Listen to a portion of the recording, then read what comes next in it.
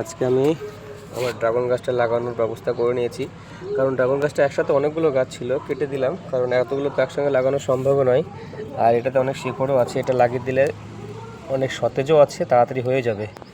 আর তার জন্য আমি রেডি করে নিলাম কিছু এক্সট্রা বাগানের মাটি আর হচ্ছে গোবর সার।